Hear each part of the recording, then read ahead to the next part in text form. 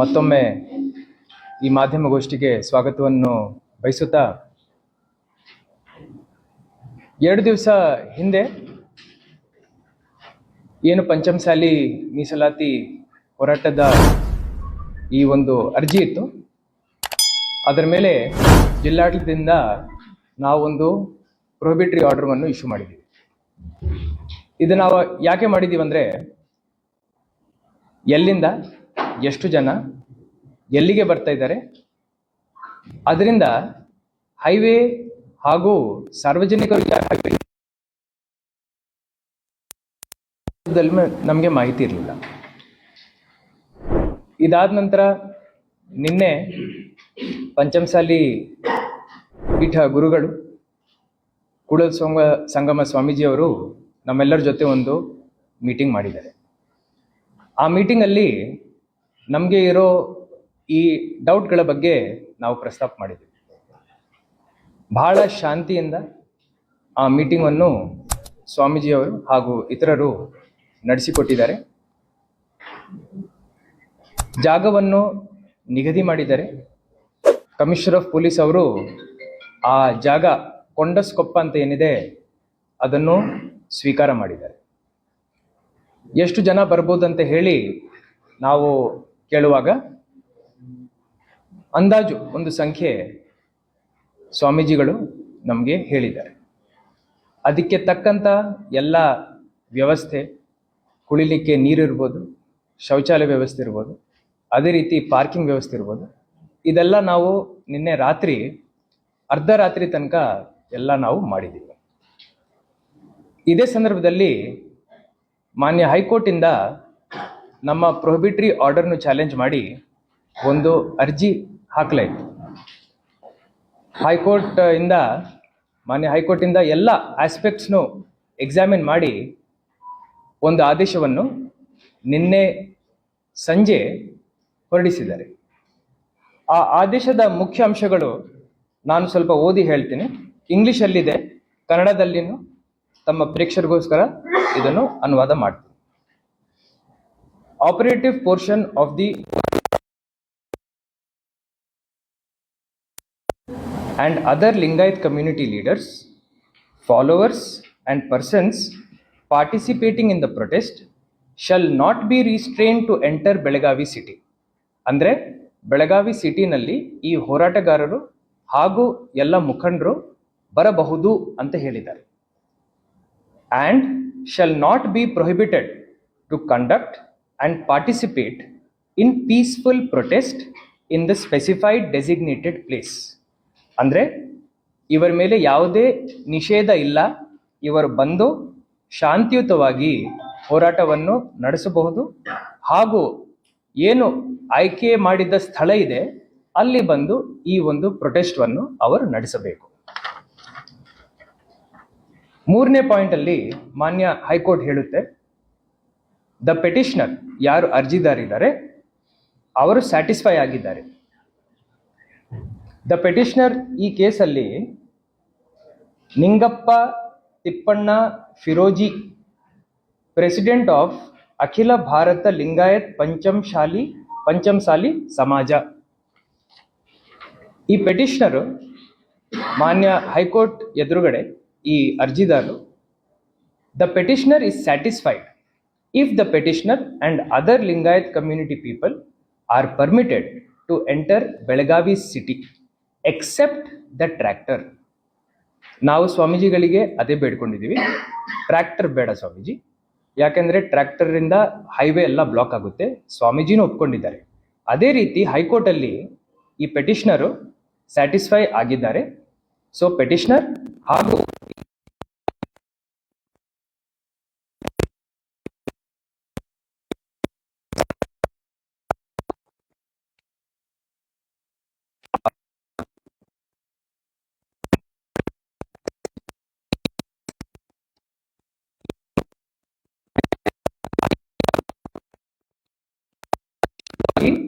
ಭಾಗಿದಾರರು ಆಗಬೇಕು without creating any law and order situation. ಯಾವುದೇ law and ಆರ್ಡರ್ಗೆ ಧಕ್ಕೆ ಆಗದಂತೆ ಈ ಒಂದು ಪ್ರೊಟೆಸ್ಟ್ ನಡೆಸಬೇಕು. ಇದು ಮಾನ್ಯ ಹೈಕೋರ್ಟ್ ಅವರು ಈ ಆರ್ಡರ್ ಅಲ್ಲಿ ಹೇಳ್ತಾರೆ. ಇದಲ್ಲದೆ ಮುಂದಿನ ಪಾಯಿಂಟ್ ಅಲ್ಲಿ ಮಾನ್ಯ ಹೈಕೋರ್ಟ್ ಹೇಳ್ತಾರೆ, it is needless to mention that the respondent state ಅಂದ್ರೆ ಈಗ deputy commissioner, office of deputy commissioner respondent number 2, commissioner of police, office of commissioner of police respondent number 3, along with its authorities, the police commissioner of the city of Belagavi and respondent 2 and 3 ಅಂದ್ರೆ deputy commissioner ಹಾಗೂ police commissioner shall monitor the law and order situation to avoid any untoward incident by putting necessary police force to take care of the situation. ಮಾನ್ಯ high court ಅಂದ್ರೆ ಜಿಲ್ಲಾಡಳಿತ police ಫೋರ್ಸ್ನು ಮುಂಚಿತವಾಗಿ ಅಲ್ಲಿ ಇಟ್ಕೊಂಡು law and ಆರ್ಡರ್ಗೆ ಯಾವುದೇ ಧಕ್ಕೆ ಆಗದಂತೆ ಸಿಚುವೇಶನ್ನು ಬಹಳ ಸೂಕ್ಷ್ಮತೆಯಿಂದ ಮಾನಿಟರ್ ಮಾಡಬೇಕು.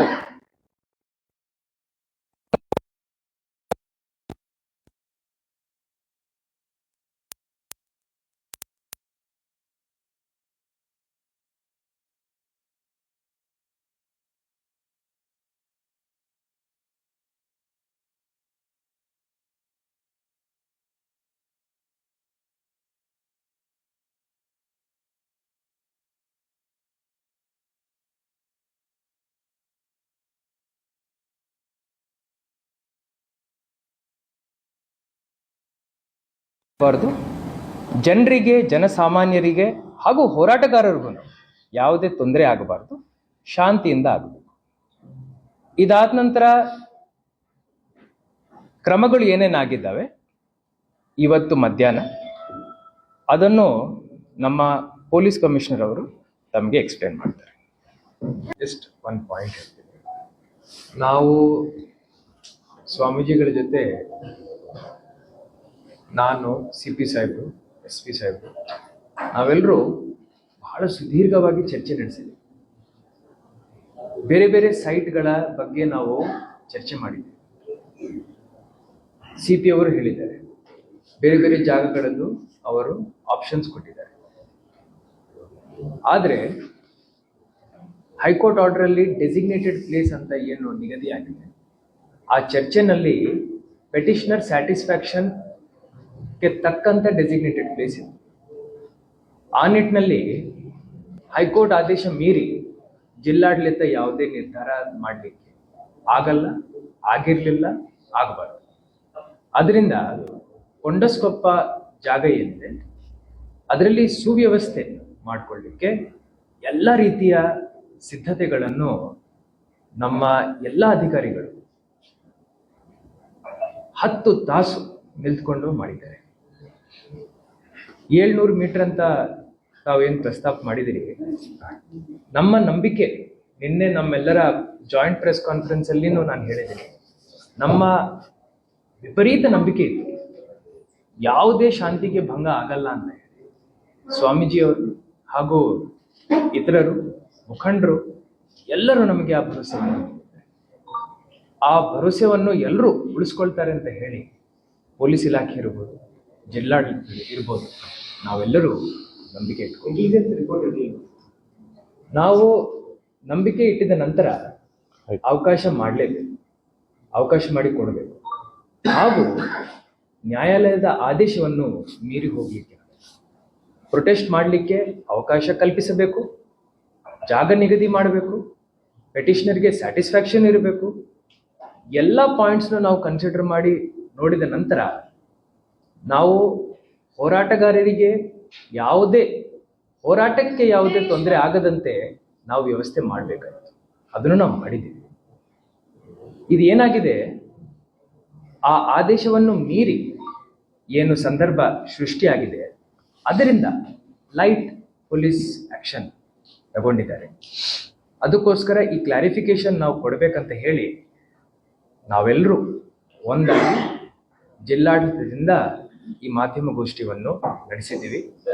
ಎಲ್ಲರಿಗೂ, ಸಾರ್ವಜನಿಕರಿಗೂ ಹಾಗೂ ತಮ್ಮ ಪ್ರೇಕ್ಷಕರಿಗೆ ಏನೇನಾಗಿದೆ, ಏನು ಸಂದರ್ಭ ಇತ್ತು, ಅದರ ಮೇಲೆ ನಮ್ಮ ಸ್ಪಷ್ಟೀಕರಣ ಜಿಲ್ಲಾಡಳಿತದಿಂದ ಏನಿದೆ ಅಂತ ನಾವು ಹೇಳಿದ್ದೀವಿ ಅಂತ ನನಗೆ ನಂಬಿಕೆ ಇದೆ.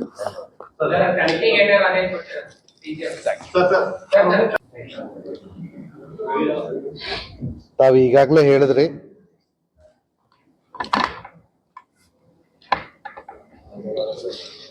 ಕಳೆದ ಕೆಲವು ದಿನಗಳಿಂದ ನಾವು ಪಂಚಮಸಾಲಿ ಮೀಸಲಾತಿ ಹೋರಾಟದ ಬಗ್ಗೆ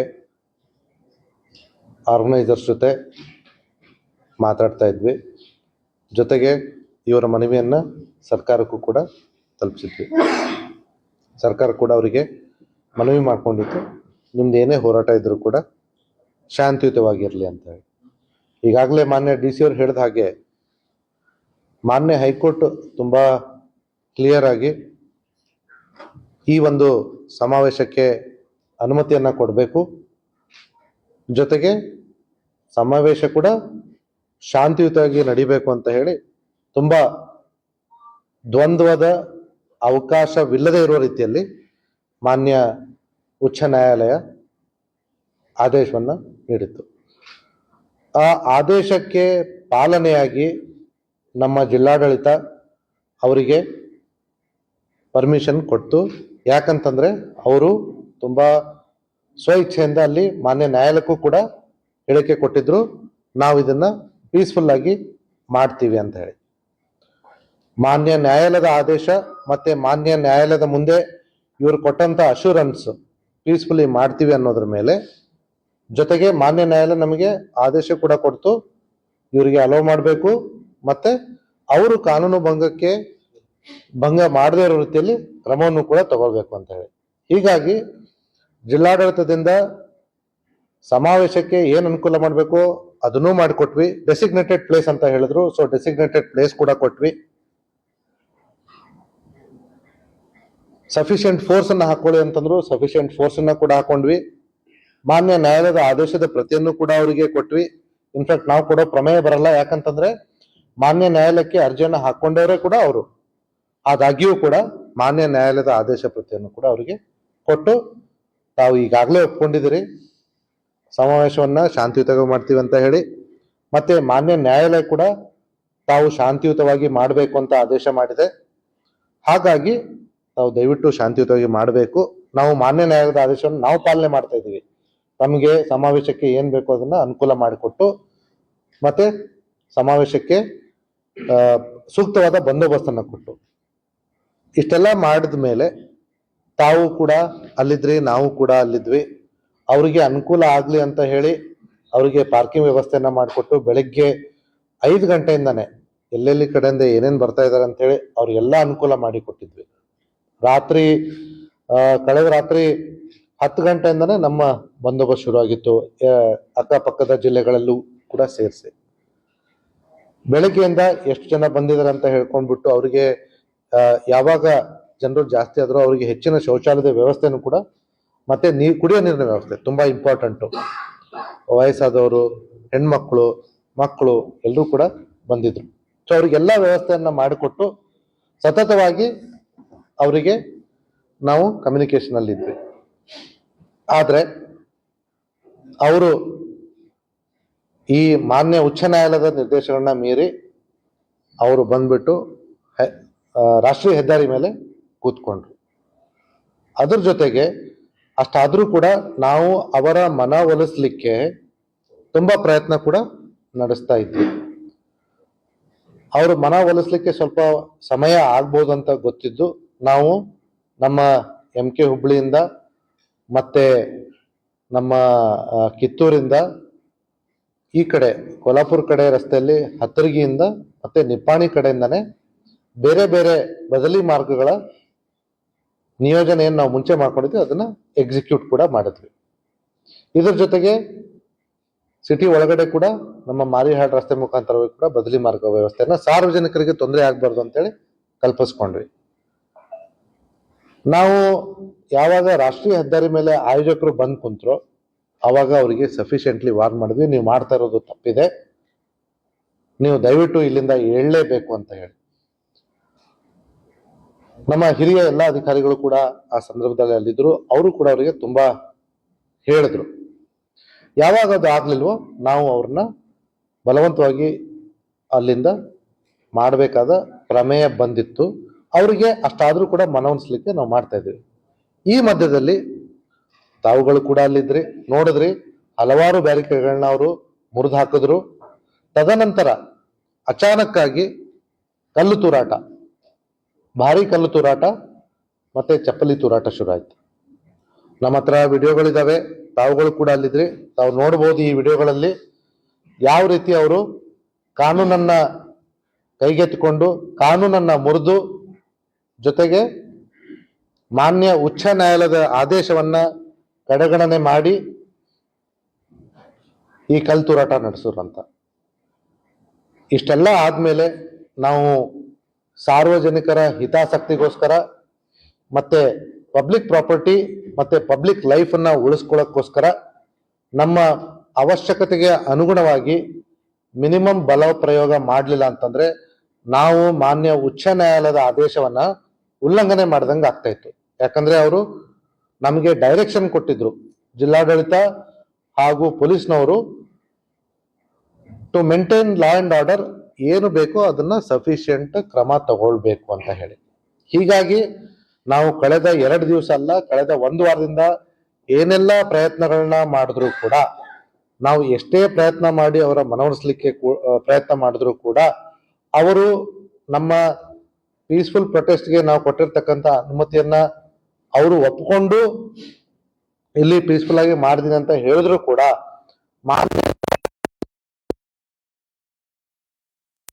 ಇದ್ರೂ ಕೂಡ ಅದನ್ನ ಮೀರಿ ಕಾನೂನು ಉಲ್ಲಂಘನೆ ಮಾಡಿದ್ದಕ್ಕೆ ನಾವು ಇವತ್ತಿನ ದಿವಸ ದುರದೃಷ್ಟಕರ ಪರಿಸ್ಥಿತಿಯಲ್ಲಿ ಈ ಒಂದು ಬಲ ಪ್ರಯೋಗ, ಮಿನಿಮಮ್ ಬಲ ಪ್ರಯೋಗ, ಈಗಾಗಲೇ ನಮ್ಮ ಮಾನ್ಯ ಕಮಿಷನರ್ ಹೇಳಿದ ಹಾಗೆ ನಮ್ಮ ಪೊಲೀಸರು 14 ಜನ ಗಾಯಗೊಂಡಿದ್ದಾರೆ. ಲಾಠಿ ಇದ್ದವರು ನಮಗೆ ಕಾನೂನು ಮಾನ್ಯ ನ್ಯಾಯಾಲಯದ ಆದೇಶ ಇದ್ರು ಕೂಡ ನಮ್ಮವರೇ 14 ಜನ ಗಾಯಗೊಂಡಿದ್ದಾರೆ. ಪ್ರೊಟೆಸ್ಟರ್ಸ್, ಈ ಸಮಾವೇಶಕ್ಕೆ ಬಂದಂತಕ್ಕಂಥವ್ರು, ಈಗ ನಮಗೆ ಬಂದಿರತಕ್ಕಂಥ ಮಾಹಿತಿ ಪ್ರಕಾರ 4 ಜನ ಆಸ್ಪತ್ರೆಯಲ್ಲಿ, 10 ಜನ ಆಸ್ಪತ್ರೆಯಲ್ಲಿ ಚಿಕಿತ್ಸೆಗೆ ದಾಖಲಾಗಿದ್ದಾರೆ. ಈಗಾಗಲೇ ಮಾನ್ಯ ಕಮಿಷನರ್ ಅವರು ಮತ್ತೆ ಮಾನ್ಯ DC ಅವರು ಅಲ್ಲಿ ಹೋರಾಟದಲ್ಲಿ ಭಾಗಿಯಾಗಿ ಯಾರು ಗಾಯಗೊಂಡಿದ್ದಾರೋ ಅವರಿಗೆ ಜಿಲ್ಲಾಡಳಿತ ವತಿಯಿಂದ ಉಚಿತ ಚಿಕಿತ್ಸೆಯನ್ನ ಆಲ್ರೆಡಿ ನೀಡಲಾಗ್ತಾ ಇದೆ. ಮತ್ತೆ ಈಗಾಗಲೇ ಅವರು ಡಾಕ್ಟರ್ಗಳಿಗೆ ಕೂಡ ಮಾತಾಡ್ಕೊಂಡಿದ್ದಾರೆ, ಅವರಿಗೆ ಯಾರಿಗೂ ಕೂಡ ಗಂಭೀರ ಸ್ವರೂಪದ ಗಾಯಗಳು ಆಗಿಲ್ಲ ಅಂತ ಹೇಳಿ. ಬದಲಾಗಿ ನಮ್ಮ ಒಬ್ಬ ಪೊಲೀಸ್ ಸಿಬ್ಬಂದಿಗೆ ಫ್ರಾಕ್ಚರ್ ಆಗಿದೆ, ಇನ್ನೊಬ್ಬ ಪೊಲೀಸ್ ಸಿಬ್ಬಂದಿಯ ಹೆಲ್ಮೆಟ್ ಒಡೆದು ಚೂರಾಗಿ ಮತ್ತೆ ಅವರ ತಲೆಗೆ ಕಲ್ಲು ಬಿದ್ದು ತಲೆಗೆ ಗಾಯ ಆಗಿದೆ. ಹಾಗಾಗಿ ಅವ್ರಿಗೆ ಈಗ CT ಸ್ಕ್ಯಾನ್ಗೆ ಕಳಿಸ್ತಾ ಇದ್ದೀವಿ. ಮತ್ತಿಷ್ಟು ಸಿಬ್ಬಂದಿಗಳಿಗೆ ಹೊರ ಗಾಯಗಳಾಗಿದ್ದಾವೆ. ಮತ್ತೆ ಹಿರಿಯ ಅಧಿಕಾರಿಗಳಿಗೂ ಕೂಡ ಕೆಲವೊಂದು ಸಣ್ಣ ಪುಟ್ಟ ಗಾಯಗಳು ಆಗಿರ್ತಕ್ಕಂಥದ್ದು ಇಲ್ಲಿವರೆಗೂ ಕಂಡು ಬಂದಿರತಕ್ಕಂಥ ಅಂಶ.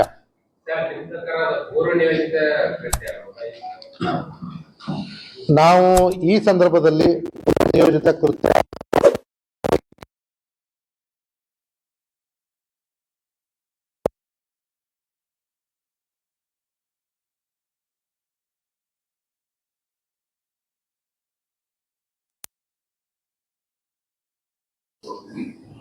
ಮೊದಲು ಪದೇ ನಾವು ಕಮ್ಯುನಿಕೇಶನ್ ಮಾಡ್ತಾ ಇದ್ವಿ. ನಾವು ಕೇಳಿದ್ವಿ, ಆ ಕಡೆಯಿಂದ ನಾವು ಕೇಳಿದ್ವಿ, ನೀವು ನಮಗೆ ಸಜೆಷನ್ ಕೊಡಿ, ಯಾರ ಮಿನಿಸ್ಟರ್ ನಾವು ಈ ಕಡೆ ಮಾತಾಡ್ತೀವಿ. ಅವರು ನಮಗೆ ಹೆಸರು ಕೊಟ್ಟಿದ್ದಾರೆ, ಮತ್ತೆ ಅವರ ಪ್ರಕಾರ ನಾವು ಮಿನಿಸ್ಟರ್ ಸರಿ. ಈಗ ಕೋರ್ಟ್ ಆದೇಶ ಮಾಡಿದ್ದು ನಿನ್ನೆ, ಆದ್ರೆ ನವೆಂಬರ್ 20ರಿಂದ ನೀವು ಪೊಲೀಸ್ ಇಲಾಖೆ ನಮ್ಮ ಮೇಲೆ ಒತ್ತಡ ಹಾಕ್ತಿದೆ, ಪ್ರತಿಭಟನೆ ಮಾಡಬೇಕು ಸ್ವಾಮೀಜಿ ಆರೋಪ ಮಾಡಿದ್ದಾರೆ. ಇದರಲ್ಲಿ ಮೊದಲಿಂದ ಹೊರಟು ಬಂದ ಬಗ್ಗೆ ನಮ್ಮ ಹತ್ರ ಏನು ಪ್ರಾಬ್ಲಮ್ ಇಲ್ಲ. ನಮ್ಮ ಪ್ರಾಬ್ಲಮ್ ಏನಿದೆ, ಪ್ರಾಕ್ಟೀಸ್ ಗೊತ್ತಿದೆ, ನಿಮ್ಗೆ ಗೊತ್ತಿದೆ. ಈ ಗಜೆಟ್ ಸಿಟಿದಲ್ಲಿ ಈಗ ಚಾನ್ಸ್ ಸ್ವಲ್ಪ ಜಾಸ್ತಿ ಆಗ್ತದೆ. ಅಧಿವೇಶನ ಟೈಮ್ನಲ್ಲಿ ಬೇರೆ ಕಡೆಯಿಂದ ಹೊರಗಡೆಯಿಂದ ಸಾಕಷ್ಟು ವೆಹಿಕಲ್ಸ್ ಬಂದಿದೆ. ಈಗ ಬರೀ ಅಧಿವೇಶನ ಸಲುವಾಗಿ ನಮ್ಮ ಪ್ರಕಾರ ಬಹುಶಃ 2,000 ಎಕ್ಸ್ಟ್ರಾ ವೆಹಿಕಲ್ಸ್ ಬಂದಿದೆ. ಈಗ ನಿಮಗೆ ಸಾಕಷ್ಟು ಜಾಮ್ ಆಗ್ತದೆ. ಮತ್ತೆ ಆ ಪ್ಲಾನ್ ಪ್ರಕಾರ ಅಂದಾಜು 500 to 600 ಟ್ರ್ಯಾಕ್ಟರ್ಸ್ ಅವರು ಸಿಟಿ ಅವರಿಗೆ ಯಾವ ಆ ಸಮಯದಲ್ಲಿ ನಿಮಗೆ ಗೊತ್ತಿದೆ ಅದಕ್ಕೆ ನಾವು ಒಂದರ ಆಕ್ಷನ್ ಈಗ ಒಂದು ನೀವು ಅದು ತಮ್ಮ ಶೀಘ್ರ ಅಧಿವೇಶನ ಇದು ಪ್ರಿಪರೇಷನ್ ನಿಮಗೆ 30 to 45 ಡೇಸ್ ಗಿಂತ ಜಾಸ್ತಿ ಇದರಿಂದ ಪ್ರಿಪರೇಷನ್ ನಡೀತಾ ಇದೆ. ಸರಿಯಾಗಿ ಅಧಿವೇಶನ ನಡೆಸಬೇಕಾಗುತ್ತೆ. ಈ ಒಂದು ತಾವು ಕೇಳಿದ್ರಿ ಪ್ರಶ್ನೆ, ಅದರಲ್ಲಿ ಟ್ರ್ಯಾಕ್ಟರ್ ತಂದುಬಿಟ್ಟು ಹೈವೇಗೆ ಹಾಕ್ತೀನಿ ಅಂತ ಸೆಂಟೆನ್ಸ್ನಲ್ಲಿ ಗೊತ್ತಾಗುತ್ತೆ. ಅದು ಪ್ರಿವೆಂಟಿವ್ ಆಕ್ಷನ್ ಮಾಡಬಾರ್ದು. ಅಧಿವೇಶನ ಸರಿಯಾಗಿ ನಡೆಸಬೇಕು, ಲಾ ಅಂಡ್ ಕೂಡ ಮೇಂಟೈನ್ ಮಾಡಬೇಕು. ಆ ಹಿಂದಿನಲ್ಲಿ ಅಷ್ಟೇ ಪ್ರಿಪರೇಷನ್ ಮಾಡಿಲ್ಲ, ಮುಖಂಡರನ್ನ ಸಂಪರ್ಕ ಮಾಡಿದ್ದಾರೆ. ಯಾರಿಗೂ ಸ್ಟಾಪ್ ಏನು ಮಾಡಿಲ್ಲ ನೋಡಿ. ಎಲ್ಲರಿಗೆ ಏನು ತೀರ್ಮಾನ ಆಯಿತು ಕೊನೆಗಾಗಿ, ಎಲ್ಲರೂ ಬರಲಿ, ಪೀಸ್ಫುಲಿ ಪ್ರೊಟೆಸ್ಟ್ ಮಾಡಲಿ. ನಮ್ಮ ಕಡೆಯಿಂದ ಡಿಸ್ಟ್ರಿಕ್ಟ್ ಅಡ್ಮಿನಿಸ್ಟ್ರೇಷನ್ ಕಡೆಯಿಂದ ಯಾವ ರೀತಿಯಲ್ಲಿ ಅವರಿಗೆ ಸಪೋರ್ಟ್ ಕೊಡಬೇಕು. ನಾವು ಶಾಂತಿ ಅಂತ ಹೊರಟಿದ್ವಿ, ಪೊಲೀಸರೇ ನಮ್ಮ ಮೇಲೆ ಇದನ್ನ ಮಾಡಿದ್ರು. ಶಾಂತಿಯುತ ಹೋರಾಟ ನಡ್ತಾ ಇತ್ತು ಒಂದು ವೇಳೆ, ಒಂದುವರೆಗೆ ಒಂದು ಟೈಮ್ ಆಯ್ತು. ಅವ್ರು ನೋಡಿದ್ರಿಲ್ಲ, ಅವರು ಕೆಳಗಡೆ ರೀಚ್ ಆದ ಕೂಡಲೇ ಆ ಹೋರಾಟ ಟ್ರೆಂಡ್ ಸ್ವಲ್ಪ ಚೇಂಜ್ ಆಯ್ತು.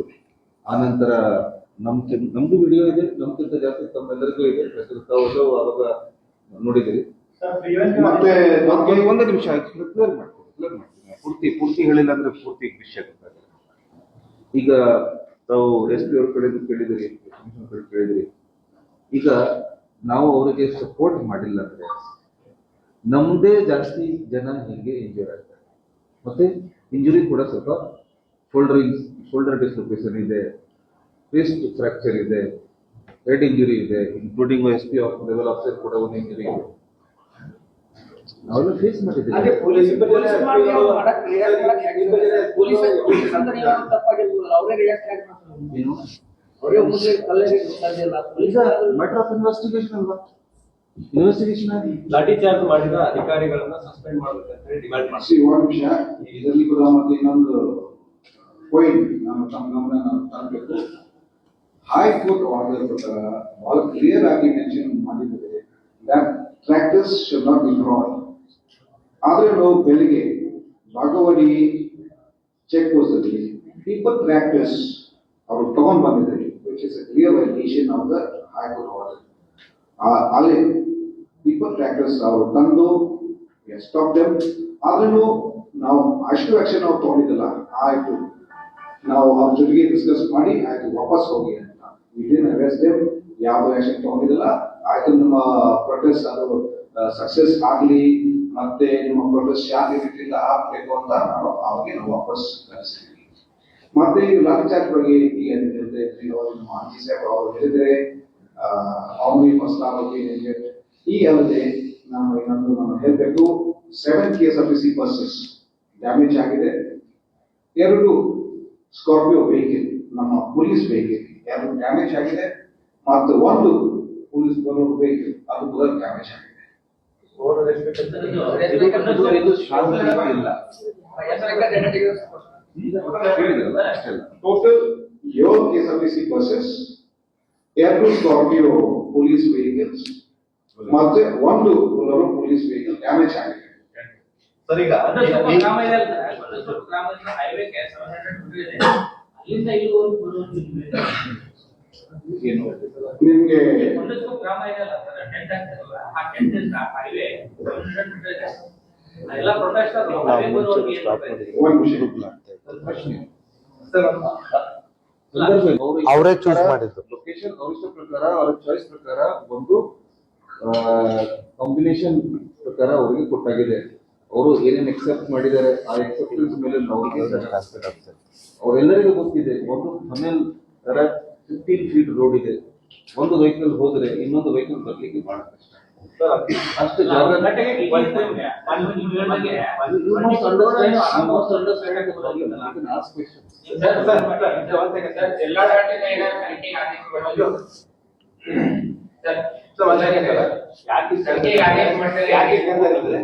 ಈಗ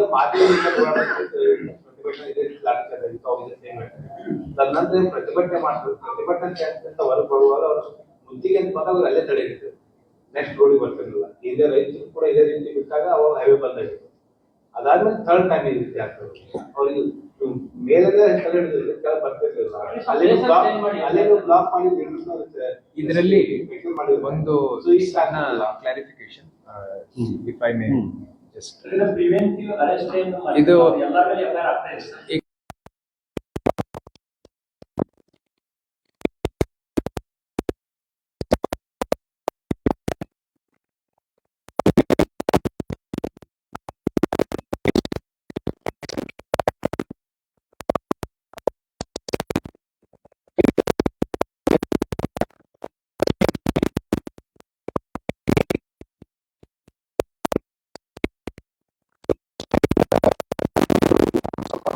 ಆಗ್ತೀನಿ.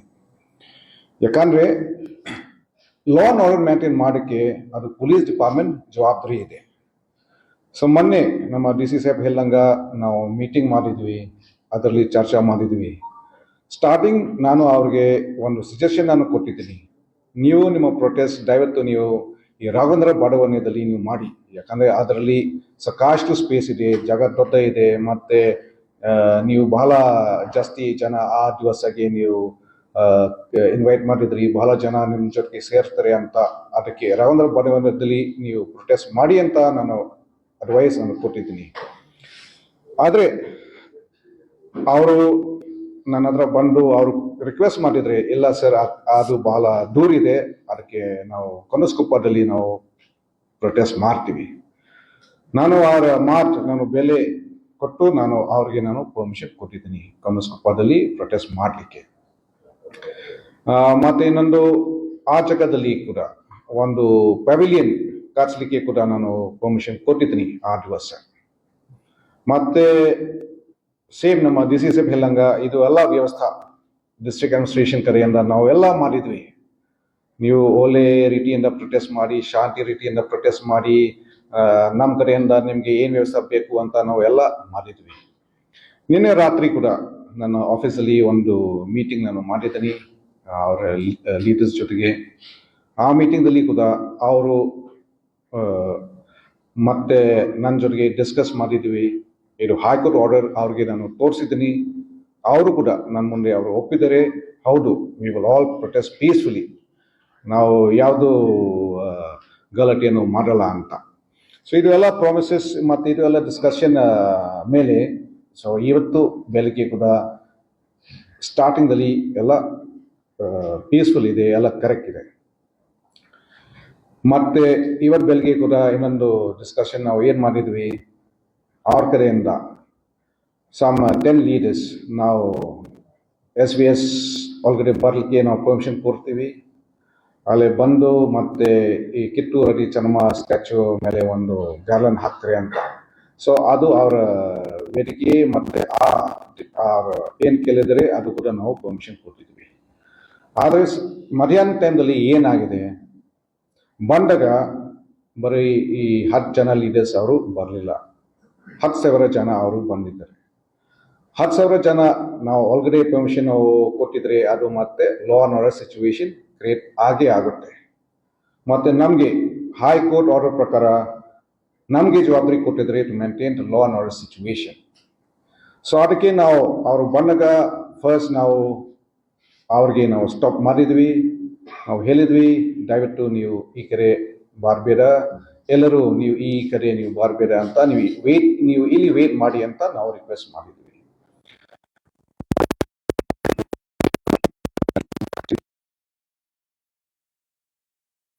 ಹೈವೇ ಮೇಲೆ ನೀವು ಬರಬೇಡ, ಅದು ಕೂಡ ಇಲಿಗಲ್ ಇದೆ, ನಿಮಗೆ ಗೊತ್ತಿರಬಹುದು.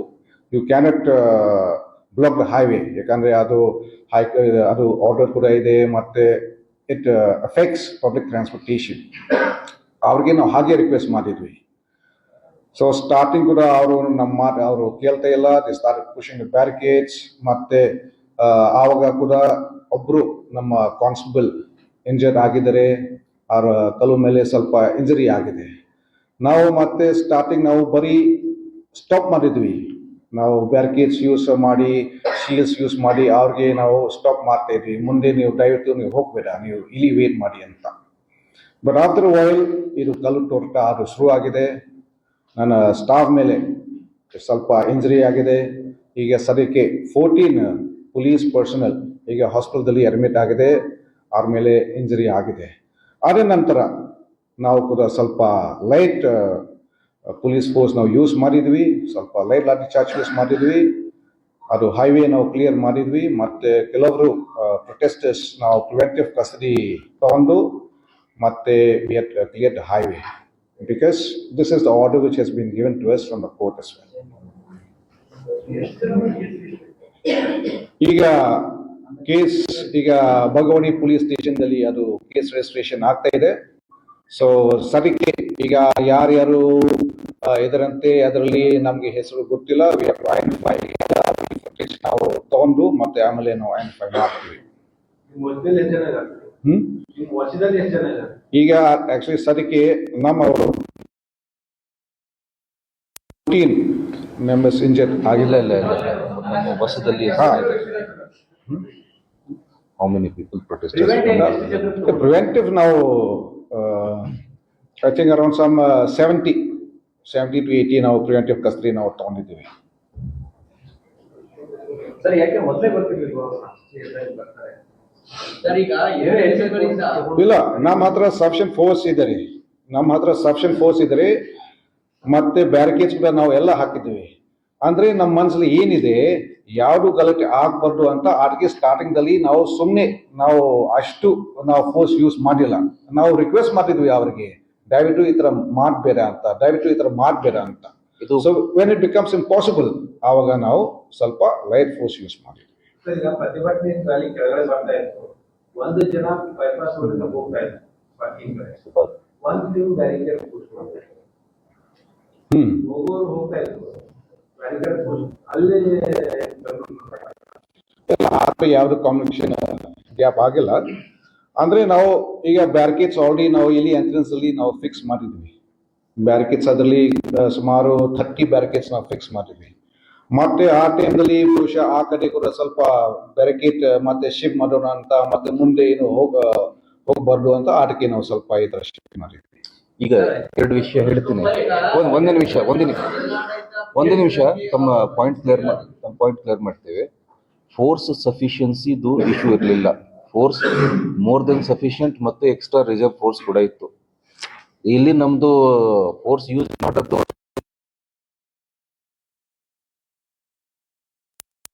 ತಾವು ಕೂಡ ಅಲ್ಲೇ ಇದ್ರಿ. ಮತ್ತೆ ಅವ್ರ ಜೊತೆ ಕೋಆರ್ಡಿನೇಟ್ ಮಾಡಿಬಿಟ್ಟು ಆರ್ಗನೈಸ್ ಜೊತೆ ಸೇರ್ಕೊಂಡೇ ಏನೇನು ಅರೇಂಜ್ಮೆಂಟ್ ಮಾಡಬೇಕಾಗಿತ್ತು ಎಲ್ಲ ಅರೇಂಜ್ಮೆಂಟ್ ಆಗಿತ್ತು. ಏನು ತೀರ್ಮಾನ ಆಯಿತು ಆ ತೀರ್ಮಾನ ಪ್ರಕಾರ ಎಲ್ಲ ಅರೇಂಜ್ಮೆಂಟ್ ಕೂಡ ಆಗಿದೆ. ಬಂದೋಬಸ್ತ್ ಅರೇಂಜ್ಮೆಂಟ್ ಆಗಲಿ ಅಥವಾ ಬೇರೆ ಅಡ್ಮಿನಿಸ್ಟ್ರೇಟಿವ್ ಅರೇಂಜ್ಮೆಂಟ್ ಆಗಲಿ, ಫೇಲ್ಯೂರ್ ಆರ್ಗನೈಸರ್ ಕಡೆಯಿಂದ ಆದರೆ, ಮಾಬ್ ಆ ಥರ ಅನ್ರೂಲಿ ಆದರೆ ನಾವು ಕಂಟ್ರೋಲ್ ಮಾಡಬೇಕಾಗ್ತದೆ. ಯಾಕಂದರೆ ನ್ಯಾಷನಲ್ ಹೈವೇ ಮೇಲೆ ಅಂಥ ಸಿಚುವೇಶನ್ ಬಂದ ಮೇಲೆ ಏನೇನೋ ಆಗಬಹುದು, ಫ್ಯೂಚರ್ ತಾವು ಎಲ್ಲ ಕ್ಯಾಲ್ಕುಲೇಟ್ ಮಾಡಬಹುದು.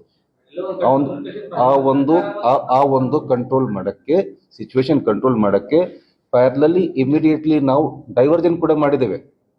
ಬಾಗೇವಾಡಿ ಕಡೆಯಿಂದ ಆಗಲಿ ಅಥವಾ ಹತ್ತರಿ ಕಡೆಯಿಂದ ಆಗಲಿ ಡೈವರ್ಜನ್ ಇತ್ತು. ಆದರೂ ಅಷ್ಟು ವೆಹಿಕಲ್ ಆ ಕಂಟ್ರೋಲ್ ಮಾಡೋಕ್ಕೆ ಸಿಚುವೇಶನ್ ಔಟ್ ಆಫ್ ಹ್ಯಾಂಡ್ ಹೋಗಬಾರ್ದು. ಮತ್ತು ಅವ್ರಿಗೆ ಪ್ಯಾರಲಲ್ಲಿ ನಾವು ನಮ್ಮ SP ಅವರು, ನಮ್ಮ ಸೀನಿಯರ್ ಆಫೀಸರ್ಸ್ ಕೂಡ ಸೇರಿಬಿಟ್ಟು ಸ್ವಾಮೀಜಿ ಆಗಲಿ ಅವ್ರು ಬೇರೆ ಬೇರೆ ಲೀಡರ್ ಆಗಲಿ ಮಾತುಕತೆ ಕೂಡ ಪ್ಯಾರಲಲ್ಲಿ ಮಾಡ್ತಾ ಇದ್ದೆ. ಅವ್ರಿಗೆ ನಾವು ಕಂಟ್ರೋಲ್ ಮಾಡೋಕ್ಕೆ ಪ್ರಯತ್ನ ಮಾಡ್ತಾ ಇದ್ದೆ, ಅವ್ರಿಗೂ ರಿಕ್ವೆಸ್ಟ್ ಮಾಡಿದೆ ತಾವು ಕೂಡ ಕಂಟ್ರೋಲ್ ಮಾಡಿ. ಸ್ವಾಮೀಜಿ ನೇತೃತ್ವದಲ್ಲಿ ಹಲವು ಮುಖಂಡರು ಅಲ್ಲಿ ಮುಂದಾಳತ್ವವನ್ನು ವಹಿಸಿದ್ರಲ್ಲ, ಹೀಗಾಗಿ ಸ್ವಾಮೀಜಿ ಸೇರಿದಂತೆ ಕೆಲವು ಮುಖಂಡರ ಮೇಲೆ ಏನಾದರೂ ಕೇಸ್ ರಿಜಿಸ್ಟರ್ ಮಾಡ್ತಾರೆ? ಅದು ಸರಿಗೆ ನಾನು ಹೇಳ್ತಾ ಇದ್ದೀನಿ. ಅದು ಈಗ ನಾವು FIR ನಾವು ಫ್ರೇಮ್ ಮಾಡ್ತಾ ಇದ್ವಿ. ಅದು ಏನು ವಿಡಿಯೋ ಫುಟೇಜ್ ನೋಡಿ ನೀವು FIR ಮಾಡ್ತೀರಿ ಅಂತ ಹೇಳಿದ್ರಿ, ಆದ್ರೆ ಸ್ವಾಮೀಜಿ ಅವರೇ ಇಲ್ಲ, ಕೆಲವು ತೋರಾಟ ಯಾರು ಮಾಡ್ತಾ ಇದ್ರೆ ನಾವು ಅವ್ರ ಮೇಲೆ ನಾವು ಕೇಸ್ ಮಾಡ್ತೀವಿ.